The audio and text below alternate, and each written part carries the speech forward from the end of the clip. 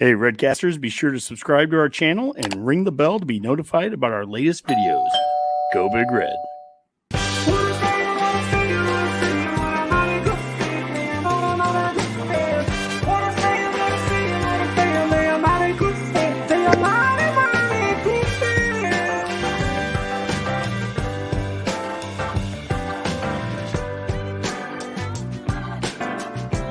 Welcome to the Forum, the show where we learn more about Husker Nation one fan at a time by asking the same 4 questions.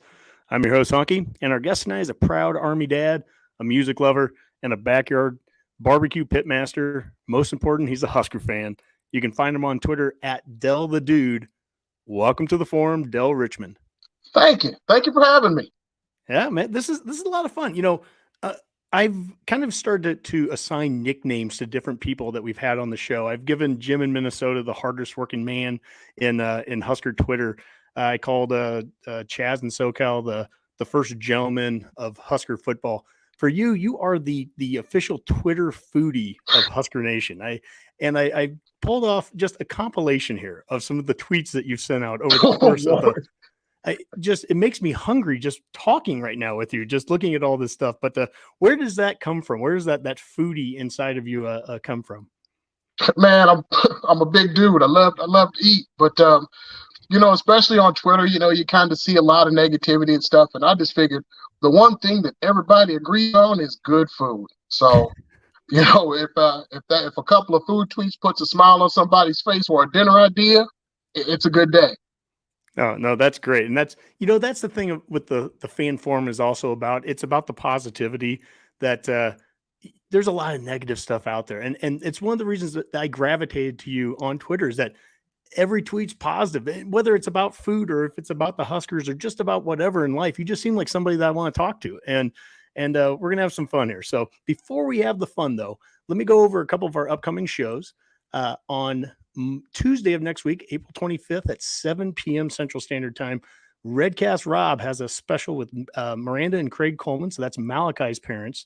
They're going to be on here. Next, we have Alumni Hall, 2 Lincoln locations, downtown 1120 P Street and South Point Pavilions behind Barnes & Noble. And they have a special going on right now, a VIP baseball experience. You can enter to win. And they have 2 tickets to the May 13th game versus Penn State. Coach Bull has autographed ball that is given away, and then a $50 gift card to Alumni Hall. You can find the link to this on their social media at Facebook, Twitter, and Instagram. They have linked to it. Tomorrow night, I know we had Dave from Husk Guys on here, and he's with Pipeline Jerky. And we had this event that he's not sure if he wants to promote it anymore because it's already been sold out long ago. But I don't care. I'm still going to sell it out. We'll make Hill Varsity Club have to figure out how to get everyone to fit in there. But tomorrow night, Friday night at 6 o'clock, the original OG Pipeline, the 1994 group is going to be there. So, and that's partially posted by Pipeline Jerky. And I had to show you this one here, Dell. This was a tweet you had here, and it was, oh, this is legit. So you've had some Pipeline Jerky. Again. Yeah. I can tell you one of those bags is no longer with us.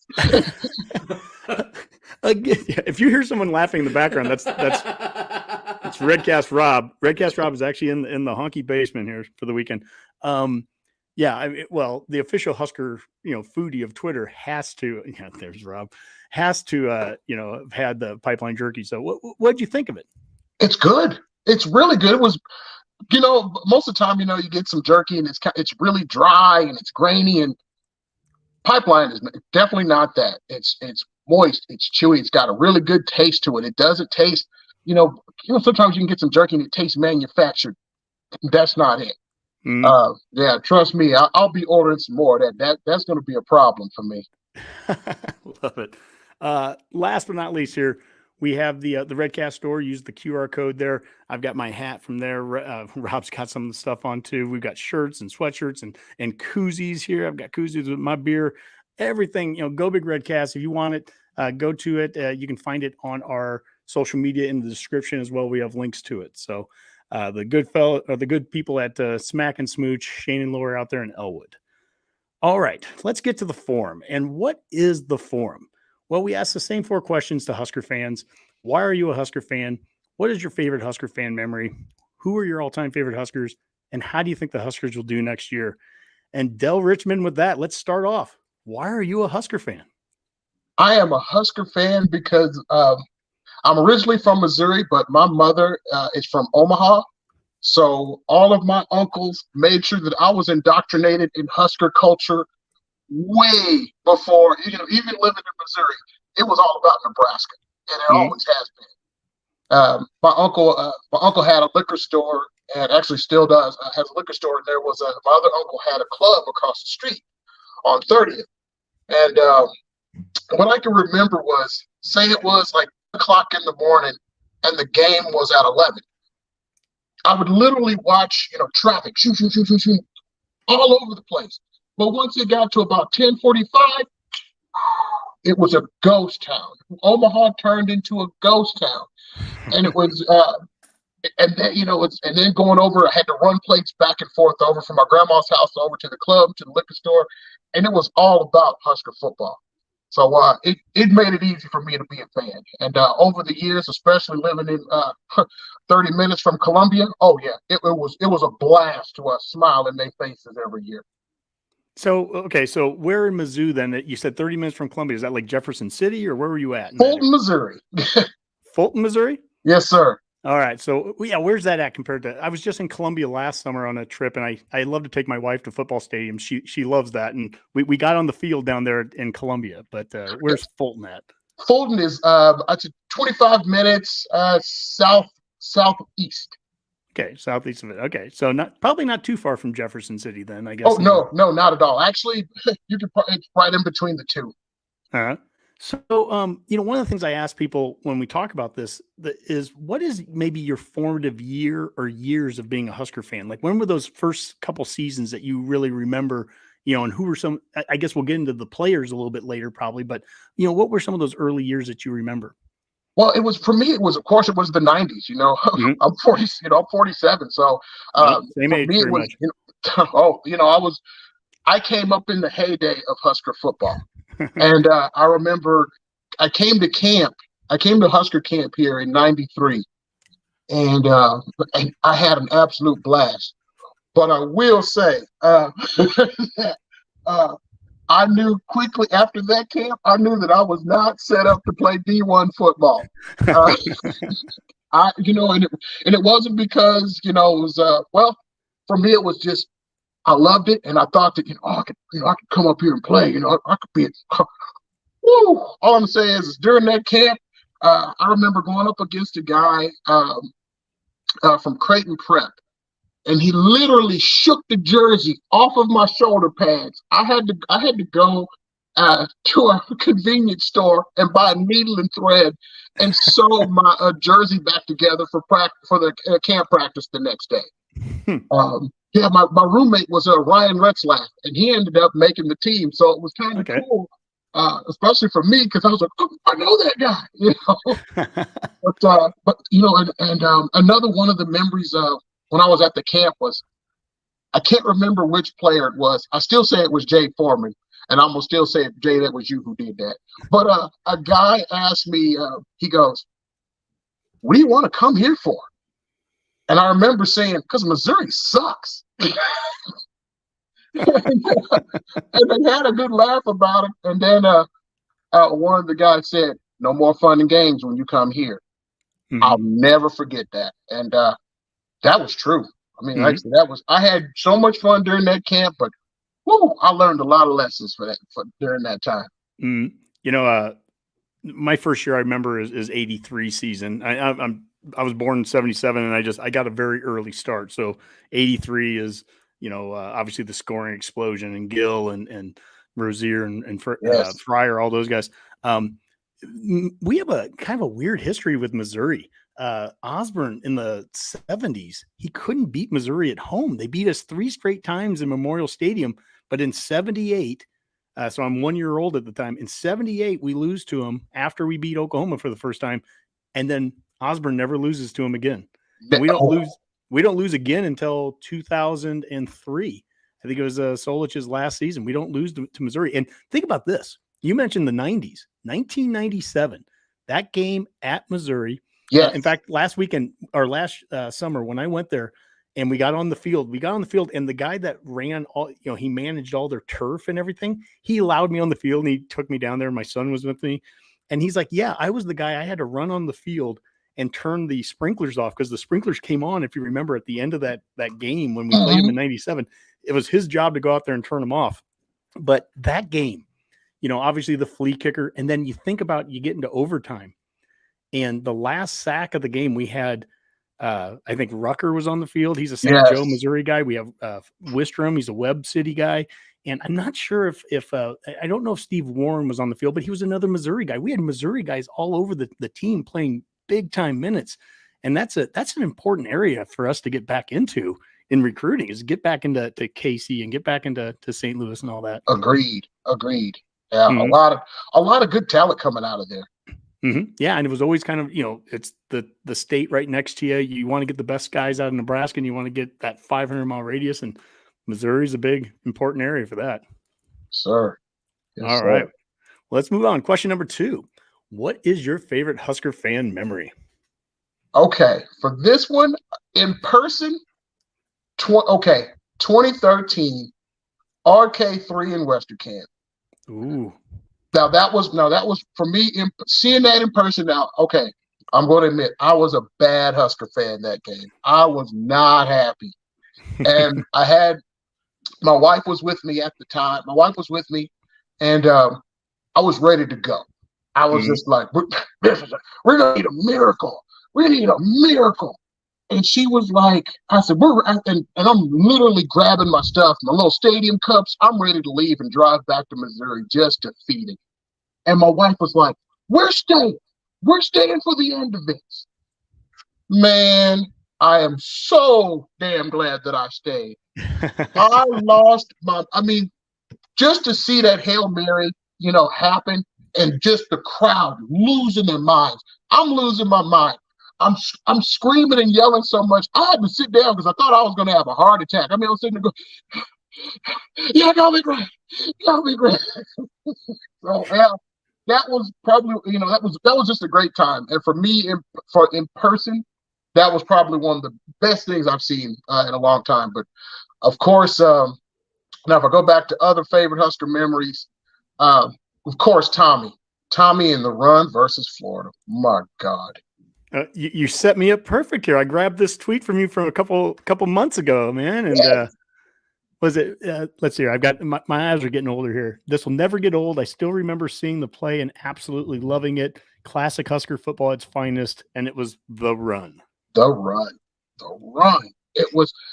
I remember, my dad wasn't a big football guy, but man, he would sit down and watch Husker football games. And of course, they were in the national championship.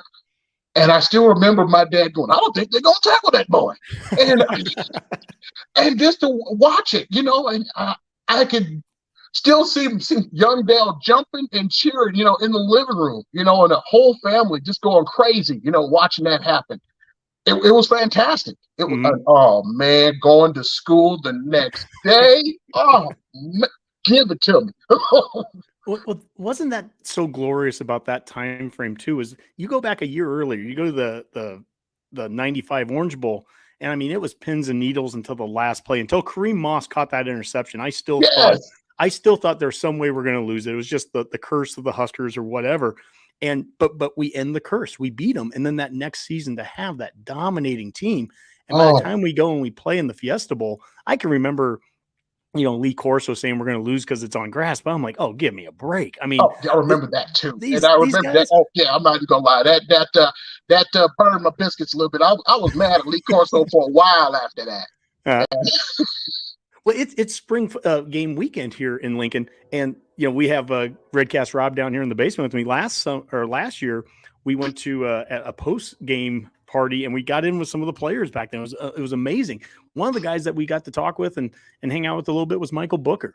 And I think about him. I think of the second quarter interception return for a touchdown. And just, that whole entire game, the Fiesta Bowl, was just amazing. And it wasn't played in Florida. We weren't playing a team in their backyard. We had all the fans down there, and it's in the desert. And that's a great all-time memory to have.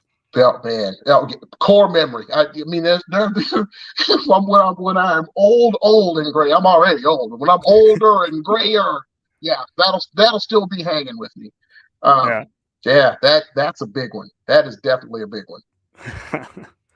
All right, well, let's go to question number 3 then. And I think there's some overlap between these favorite memories and favorite all-time players, but or at least there have been in some of our last shows. Who are some of your all-time favorite Huskers? All right, of course, Tommy. Tommy's my guy. I had to, I got to meet him when I moved to Lincoln in 2014, and my wife and I went to it was like a Husker pregame, like on a Friday night, and we went down to the stadium, and I got a chance to meet Tommy, and that was cool, and that was awesome, and everyone's like, Tommy, Tommy was cool to me, shook my hand, he took a picture with me, it was awesome, and I'm sorry for the folks that had bad experiences with him, but he was cool to me. But that was awesome. Of course, my man Jay Foreman, he's man, that dude, he's cut from a different cloth, man, but I absolutely love that guy. When I moved here, I actually met him at the gym, and we went to the same gym, and ended up being friends and exchanging barbecue and cooked ribs for him for a couple of times. So yeah, he's always going to be in there. And of course, man, I'm an old D lineman, so I'm always gonna have me some love for big old Sue, big man, Donald Sue, my man. Versus, it was Missouri week, and I was living in Columbia. There was the no gloves game where now Paul make the cat. Yeah, that one. I remember I was at the gym that morning, and I see the Husker bus pull up, and I was going, no way, no way. And I remember seeing Alex Henry step off of the bus, and he's standing there, and then I see this very, very large man stand in front of him that's blocking my view of Henry. I could no longer see Henry. All I could see was Sue. And a couple other coaches came in there. Oh man, what's the wide receivers coach Bo had back then? What was it? Oh my gosh, I'm drawing a blank. There's a high school coach that he brought in from California, but no, tall brother with the glasses. Oh, Gilmore. Yes. Yeah. Okay. Yeah. Actually, I bumped into him that morning at the gym, and I had, of course, I'm wearing my Husker stuff, and I'm hoping somebody will see me. And he goes, "Oh, Husker fan, huh?" And I was like, "Yeah, oh yeah." I said, "Hope you guys kill him tonight." And he was like, he goes, "Well, we're going to do our best." I was like, "No, you're not going to do your best. You're going to win." And lo and behold, man, they pulled out that victory. That was the, taking off the gloves and the bomb. Was that the Thursday night game that was on, like the power was out, and then they were starting like crazy weather, and the offense started off just terribly slow for like 3 quarters, and then just took off. Niles Paul had a big catch in the fourth quarter, and Sue was Sue. I mean, just Sue did what he did. Sue. Oh man, yeah, 2000, yeah, the Sue era was big for me. I was just thinking another one was watching Sue ragdoll Colt McCoy. I was at that game. Big 12 championship game. Oh, give me more. Redcast Dave and I were down at that game in Dallas. And I remember we tailgated all day and everything. And I can remember some real arrogant Texas fans before the game. One guy was tailgating with us, and he's like, "Yeah, we're going to beat you, 50-25 or something." And I'm like, "Dude, you may beat us. You might beat us. But there's no way in hell you're scoring 50 on this defense. And there's no way we're scoring 25 on you with our offense. Not with that defense." Yeah, it's we're probably going to, we're hoping for a 17-14 game, and it ended up being like, what, 15-12 or 13-12, something like that. I mean, that defense, it's a crying shame that our offense was as bad as it was that year, because the defense, that was a national championship quality defense. It was in 09. Oh man, we needed, because I remember saying, I think we needed like 2010's offense with 2009's defense. That would have been a national championship squad. And it blows my mind a little bit too, because when you look at the offense, it wasn't that there were bad players on it. I mean, Niles Paul and there was Halou, and you had, I think, a young Burkhead. Yep. And at quarterback, we had a couple of guys that were 4 stars, the Cody Green and Zach Lee. And even I think like Spencer Long was on the O line. They were good players, but it just nothing meshed. It didn't come together. Yeah. And it's just so bad because that '09 defense, that '09 defense held Oklahoma to 3 points. It was the first time in the Stoops era that they didn't score a touchdown. And it's like and we'd lose to Iowa State 7-6 with like 12 fumbles. It was just so dumb. Yeah. Oh, heartbreakers. And there were so Yep. many of those little heartbreakers. That was, yeah. But that's all right. That's life of a Husker fan, man. Well, that is. And you know what? That's a perfect segue here. And I always love getting a question for, because this is where it's very open forum here. We just chat. And that is, how do you think the Huskers will do this year? And to your point there, we've had these heartbreakers and we've had a number of them the last 4 or 5 years. Redcast has been around for 6 years, but it even goes well beyond that. You go back to the Bo era, you go to the Callahan era, you go back then. We've just had a bunch of heartbreakers really in the last 20 seasons. And we're hoping to get past that. We're hoping to get more stability going. And I think, almost every fan I talk to, they're excited about Coach Rule. They're excited about the changes happening. We're going to get to start to see that on the field this Saturday. And really, I mean, that's a very long-winded way for me just to say, how do you think the Huskers are going to do this season? I'm going to go into it with guarded optimism. Okay. Here's the thing is that, I feel like with the last 4 or 5 coaches we've had, I have been all in, drank the Kool-Aid until I was drunk. And I'm not going to say I'm jaded. I'm just guarded at this point. But I will say this. I feel like the energy around this program and this group of guys feels different. I wish I had an explanation for it, but it just feels different. There was excitement when Frost got here. It turned out to be the worst of the bunch. I hate to say that. Because I was really hopeful. I wanted him and that crew to be successful. I really, really did. But to see that kind of fall apart, and then Matt Rule showed up day one, said the right things, doing the right things. I like the feel of this group. I'm not going to make any big prognostications. I can't afford to, because I don't want to jinx my boys either. But I right now, I think you guys mentioned on one of your other casts was, that right now it's the race to 6. Yep. I want to see them. I want to see some growth. I want to see them progress, really progress. And so many. And I feel like, when I kind of got excited when Rule said we're going to have one-on-ones, we're going to have good on good. Man, that got me hyped. I mean, I think I still got 3.5 years of eligibility left, and I'm good for one series, Coach, if you listen. But it was, I mean, that type of stuff, just it kind of lit the fire, it lit the fire, and to see other people, kind of like that fire, it's and I feel like we've been a fractured fan base for years. And we're kind of getting back to that togetherness, and I'm excited to go to this spring game. Really am, just to feel it, to feel it in person, and be in that moment. I'm really excited. I don't even know what type of offense we're running. I just want to see it, and I think that's kind of the sentiment that a lot of Husker fans out there have, is we just want to see it. I'm ready to see something.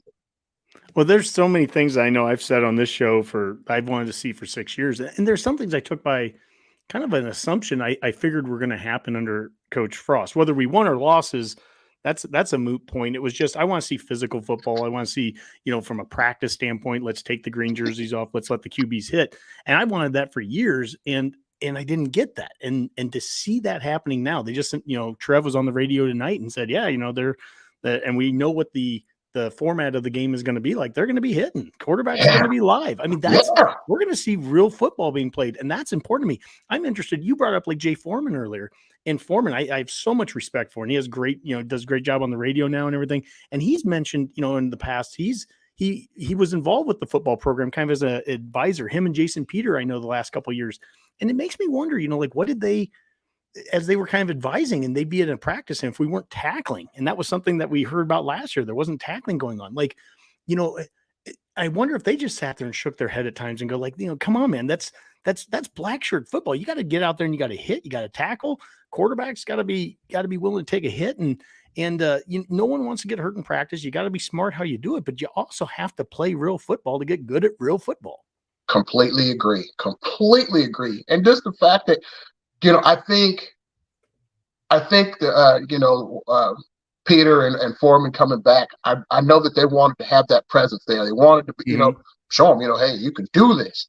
But I think both of them, if they'd had the due diligence, would have been a lot more hands-on. And if they would have had a little bit more stroke, I kind of think there would have been a lot more said than what was. But Lord knows I'm not privy to any of that. That's just my gut feeling. But I just kind of go, I can't, I've always thought to myself, especially with the past 20 years, is how frustrating is it for those guys that worked so hard to build the program up to what it be, to see what it is.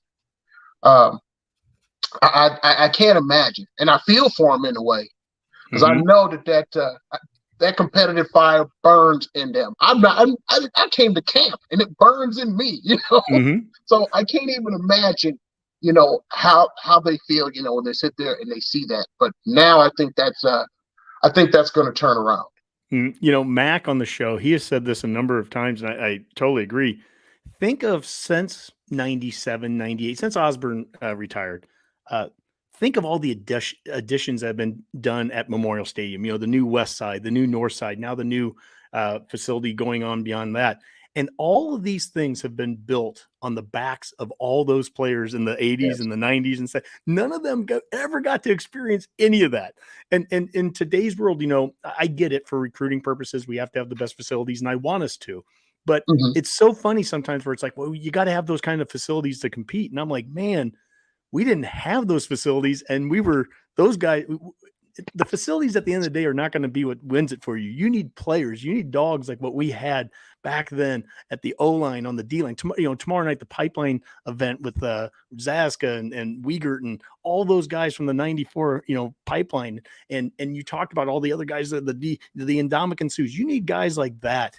And, you can have the best facilities in the world, if they can be garbage. It really doesn't matter. You need guys like that. And if they have the right mentality, man, and you've got a coaching staff that brings that out of them too, lets them be physical, lets them play.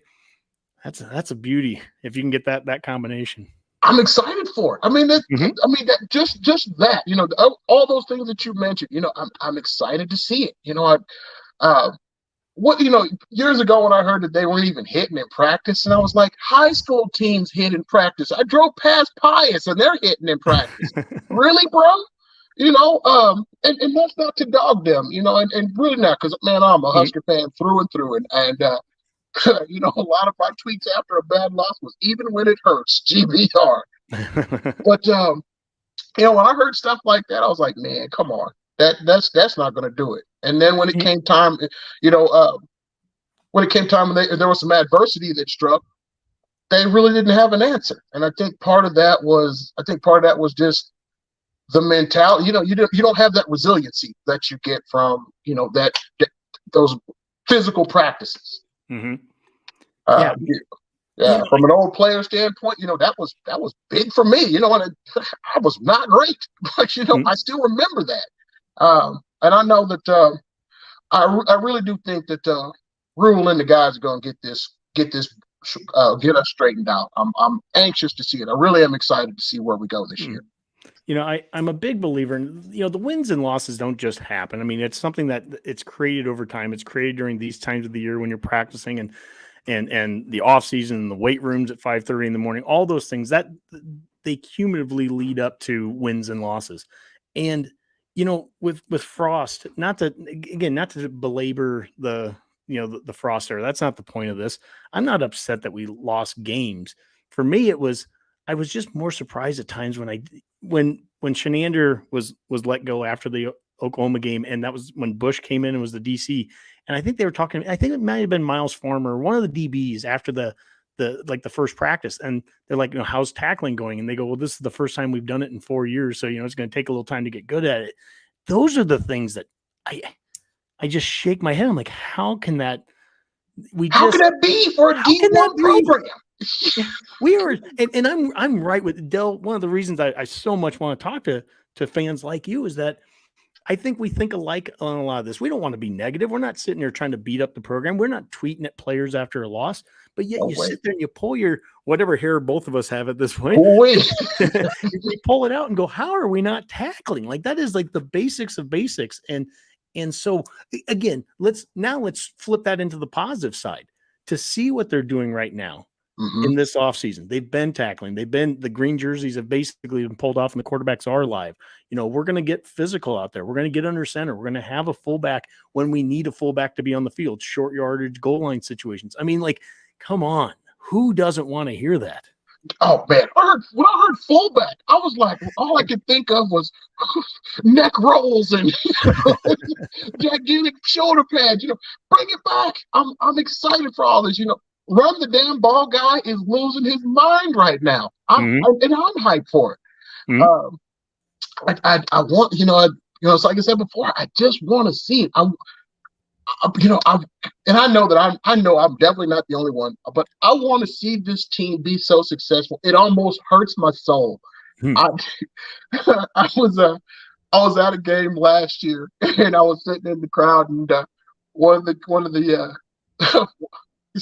drunk guy fell. So he falls, I pick him up, and they said, look like you could suit up. I said, it would help. I would run out there. I mean, man, I want to see these guys, and especially this fan base, man.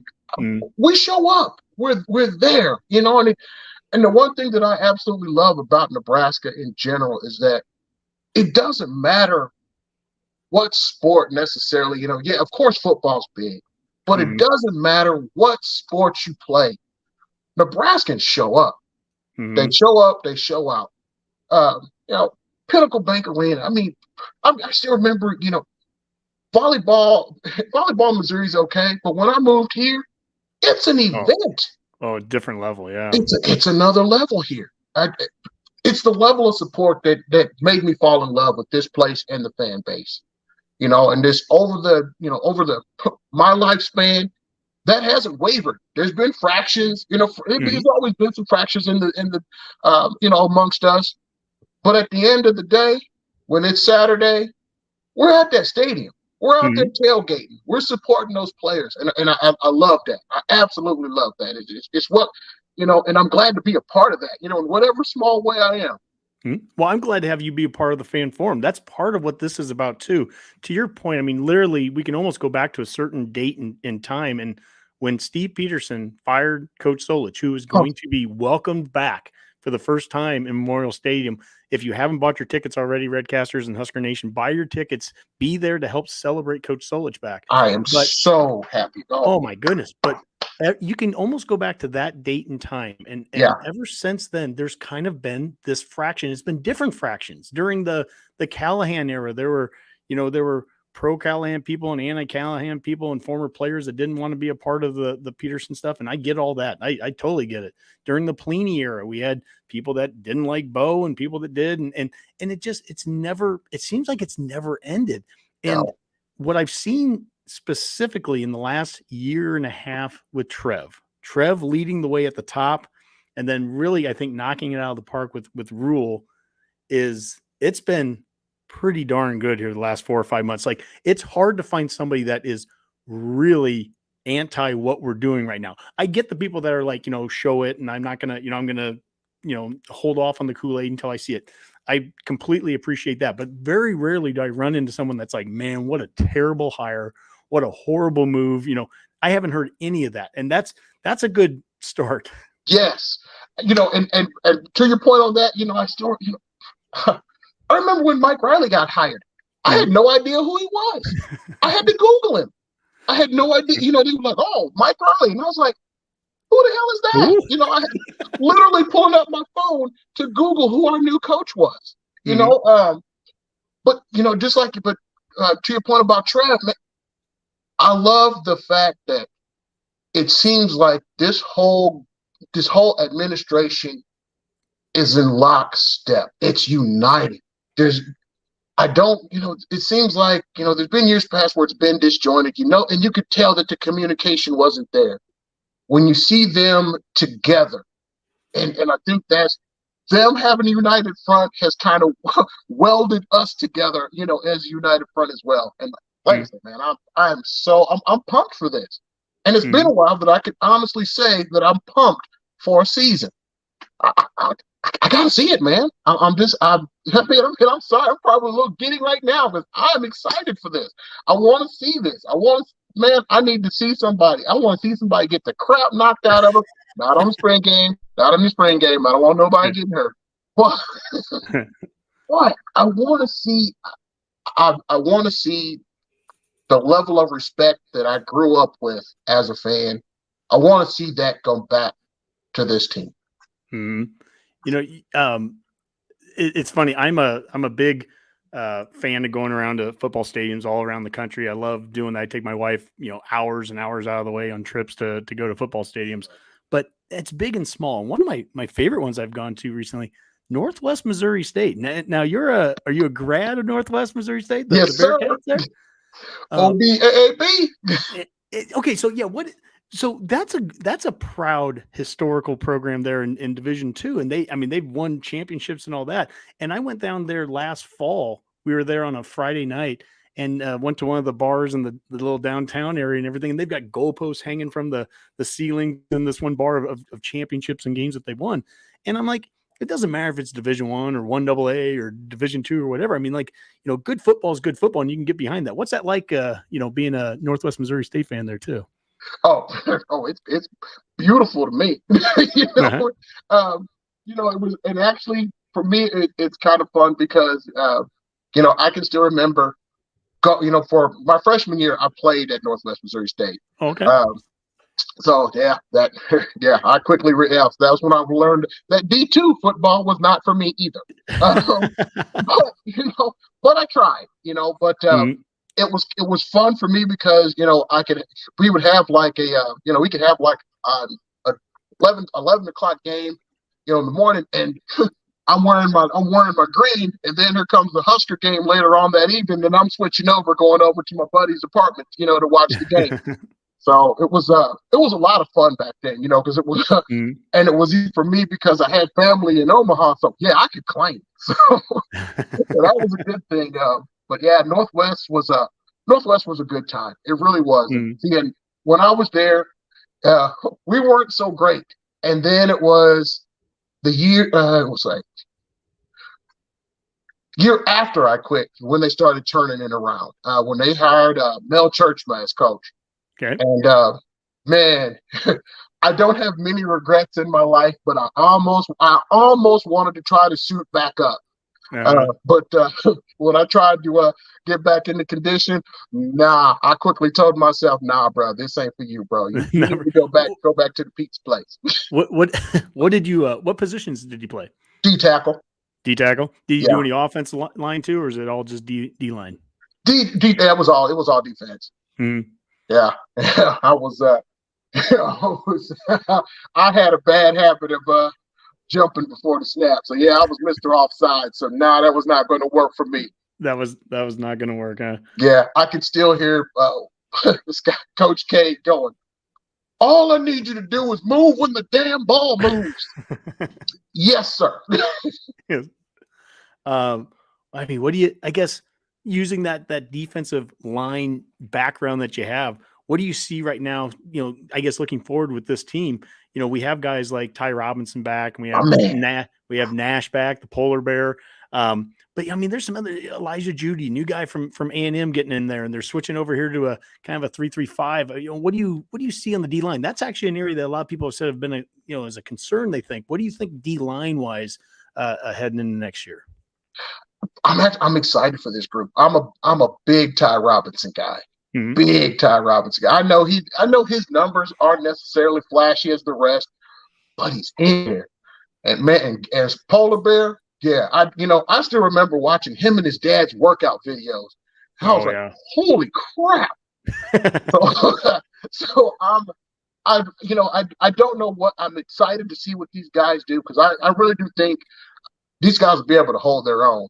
And man, I'm really anxious to see how they develop throughout the year, because I feel like the defense is due for a jump.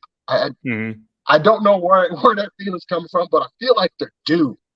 And I don't know who's going to step up. I want to see some of these new guys show up, these new faces, and that's another reason why I'm kind of anxious, because I want to see some of these new guys out here in uniform and see what it looks like. Because I don't have any idea, and just like the rest of us, I have no idea what this is going to look like. Yeah, defensively, we've been kind of running variations of a 3-3-5 for the last however many years, but yet this seems like it feels and it sounds different with what Coach White is bringing from Syracuse.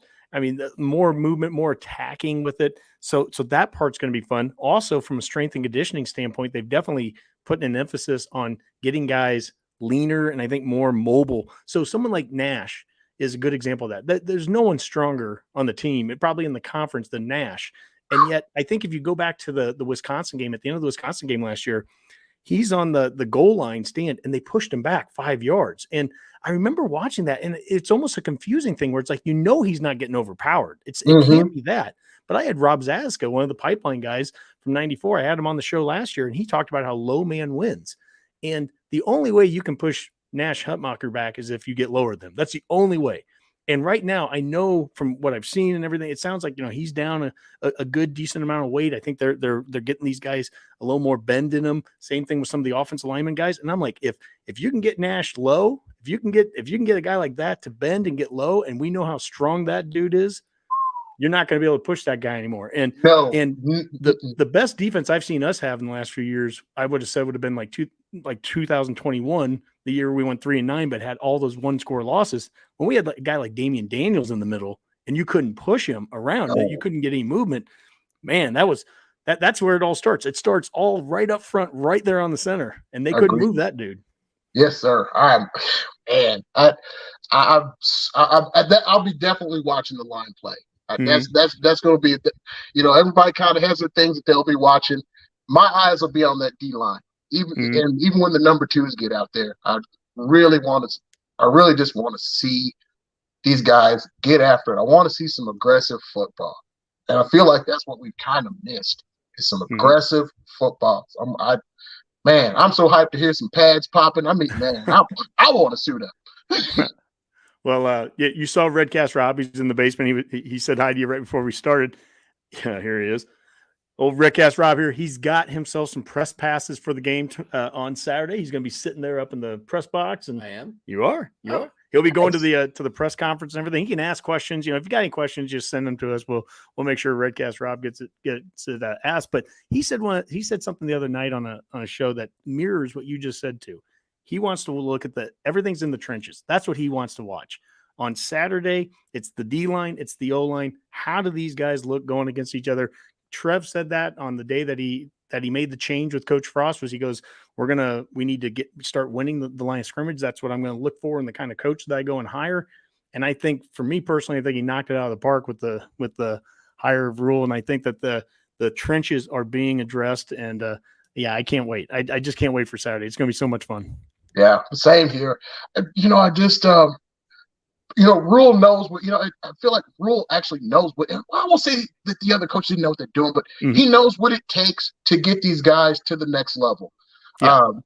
I remember there was a clip where Terrence Knighton was talking to the guys, and he was like, that's what they want in the NFL. And I was like, that was the kind of talk that, and when you see a guy like that, I still remember Terrence Knighton doing those it's like he did like a tires commercial, and I saw it pop up earlier today, and I had to laugh a little bit.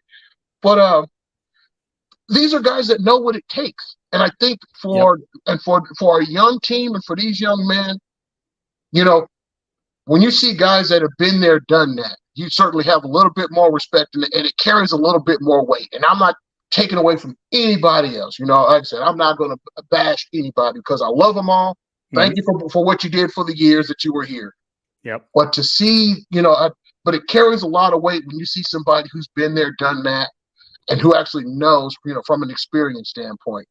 So I want to see these guys, you know, and beyond that, you know, I want to see a Husker get drafted. I want to see somebody slap out a hat and walk across that stage. That was you know, there's an article that was in the Athletic here in the last week or two, and they were going through all the teams, every D1 team, and how many, you know, they assigned kind of how many 4 stars and 5, how have you recruited versus how have you sent guys to the draft. And Nebraska finished, you know, dead last or right in the bottom 5. And we had 60 some guys that were 4 stars. It's never been a recruiting issue. It's that development. What are you doing in between the second that they sign here and they leave?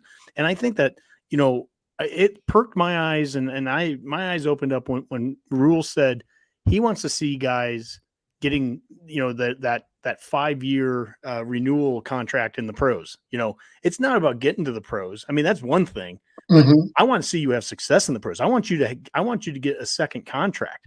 That's what I want to see. You know, that means that we did something right. If you're getting that second contract, and that does say a lot. And that is somebody that's, you know, that's been there. And to have someone like Coach Knighton coaching D lineman when he's had that kind of success himself in there, I mean, that has to rub off on the guys. And so, again, you know, I know it's off season. We're not trying to drink the Kool-Aid. We're not, you know, we want to be objective and stuff, but it doesn't, you can be objective and still say there's good things going on. Yes. Yeah. And I can tell you, you know, I've had a buddy, you know, ask me, he was like, "Are you drinking the Kool-Aid yet?" I said, "Nah, man." I said, "But I got a pouch." I said, "I got a pouch of red on the counter. The pitcher's sitting out. All I got to do is add sugar and water, baby. And we just can stir it up." I'm almost there. Rob, go in the other room, get your socks. He's talking about Kool-Aid. So Rob is the official Kool-Aid drinker of the Husker Nation, not just Redcast. He's going to get some socks and bring them over. He has Kool-Aid socks. So that's how much this means to him. But you know, in the meantime, until he gets them over here, let's say, you know, Trev. Oh, he's bringing them now here. Oh gosh. All right, so we've got the War Daddy up with the Rob drinking the Kool-Aid shirt. It's awesome. And then we've got the he got the socks. Old Navy. They are not an official sponsor of the Go Big Redcast, but oldnavy.com. You can buy your Kool-Aid socks. Only $8. Only $8. There you go. You are the Twitter foodie of Husker Nation. So if you know, I know Trev had they did a survey about a year and a half ago. How can we improve things at Memorial Stadium and everything? If there was like one type of food that they're not serving right now, if there's something that if Dell the dude could be out there cooking one food for Memorial Stadium for every game, what would be your go-to item that you know is going to sell out in no time? Okay. Here's my concept. And if anybody steals this, I'm gonna roll up and beat you up. All right, I'm just letting you know I'm coming. But I've always had this idea of I'd call it I don't know what it would be. It'd be a Husker dog, a stadium dog, something like that. But basically, it would be you have a hot dog wrapped in a hamburger, wrapped in bacon, and either smoked or grilled off. And I've made them in years past. But that would be my thing, you know. That would, you know, and with cheese or without. But you know, and just serve that bad boy on a bun. Yeah, that'd be my thing. Of course, everybody might be asleep by the time they get to halftime, but good time to be had. Trev was on the radio tonight, and he was asked by Greg Sharp about what would you put on your hot dog, and Trev said, you know, I don't actually really put anything on my hot dog, but I do dunk it. I'll dunk it in barbecue sauce. That's his thing. Now on Twitter, and I'm sure you have seen, this is a huge argument on Twitter. Is it, ketchup or mustard on hot dogs, everything? I fall on the side. I will occasionally put ketchup on a hot dog, and it seems to draw the yeah, it draws the anger of some people on Twitter. Do you have any steadfast rule on that? Yes, no. Okay, but no, I don't have a steadfast rule on it, but I will say I'm a bit of a purist. If the mood strikes me, yeah. But I'm telling you, 9 times out of 10, it's all about mustard, just mustard and relish for me. I'm not a big. I'll put some ketchup on there. I'm not going to sit here and lie and say that I haven't. And if I'm at a game, because sometimes you just need a little something else to help that hot dog go down. So, I'm just gonna keep it real here. But now, me, no, I'm a 90-10er. 90% no way. 90% mustard and relish. Keep it simple. But you might catch me putting a little ketchup on there. But of course, if I got barbecue sauce, scrap all that, and it's just barbecue sauce. It's just, yeah. I when it's a Fairbury hot dog, the real red ones that you get at the stadium, I don't mind some like ketchup and mustard. I'll do those two on that. Mm-hmm. If it's a brat, no way I'm putting mustard on that. That's where I'm putting pickle and I'm putting onion and I'm putting mustard and I'm doing all kinds. Ketchup. No, I won't put any ketchup on. No, you said you wouldn't put mustard on it. I'm sorry. Oh, I'm sorry. No. Oh, no. I would. Rob talking to me. No, I wouldn't put ketchup on a brat. I'd put mustard and I'd put yeah. So that's, if I said that wrong, I said it wrong. Then no, I wouldn't put ketchup on a brat, but I will on like a hot dog. But yeah, just good fun. Oh yeah.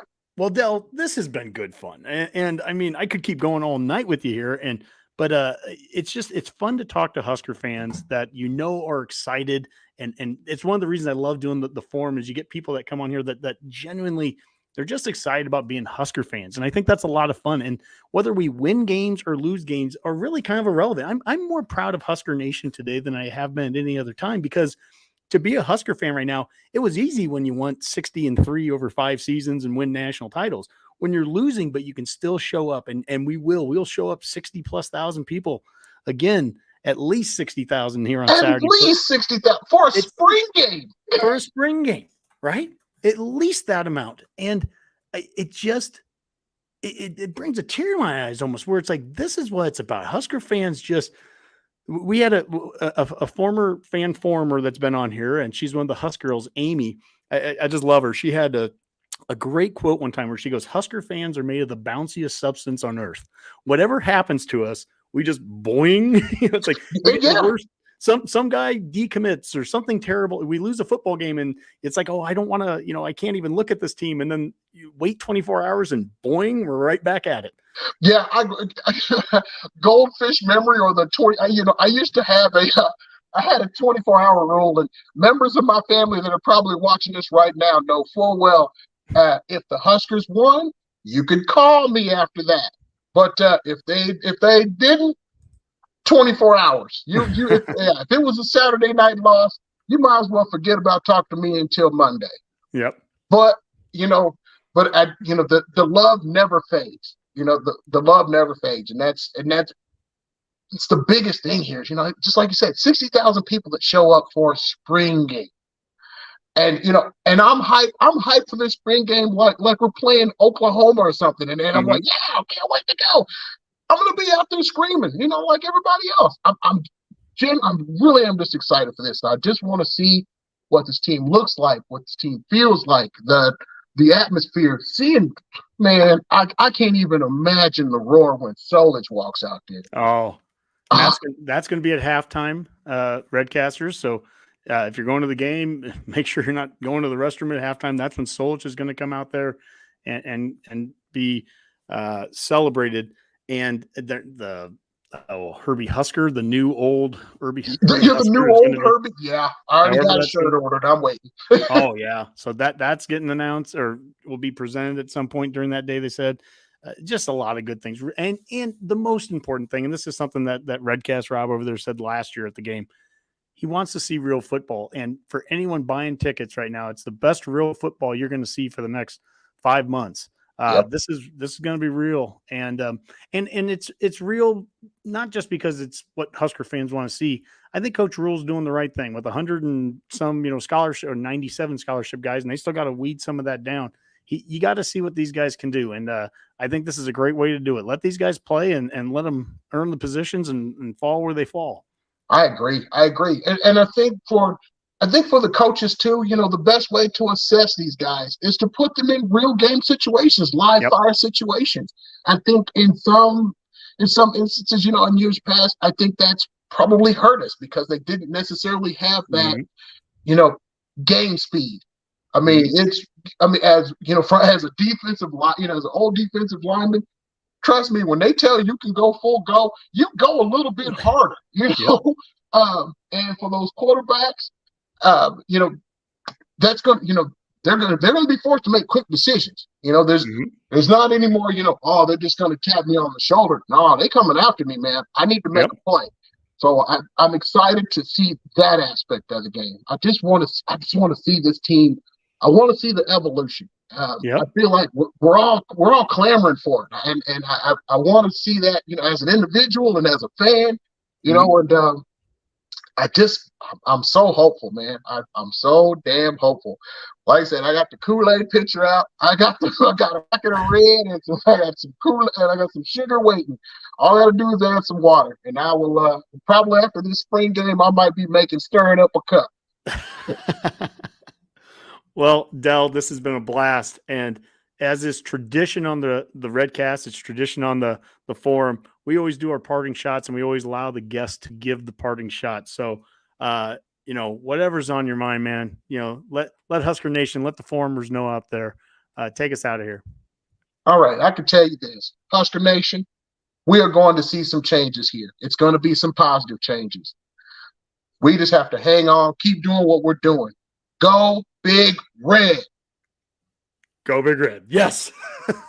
Dell, Richmond, thank you so much, man. It's been so great to have you on. I've been wanting to do this for quite a while with you, so I really appreciate it. Redcasters out there, we want to keep doing fan forums well into the future, and so anyone, if you think that this is something you want to do, reach out to us. Let us know. We're a couple of months out on scheduling these things as is, but I want to do as many of these as I can. And Dell, you've been a great addition to it. You are now an official alumni, and it's kind of fun. The former group of people, I noticed some of the people that were, tweeting at you were people that have been on the show, and they're like, "Hey, yeah, welcome to the forum. You're part of it now. You're part of the family." So you are, and who knows? At some point, we might have people revisit the forum again. We'll come back and see past forumers too. But thank you so much for joining us. It's been a lot of fun. And remember, Redcasters, you too could be the next one to join us on the forum.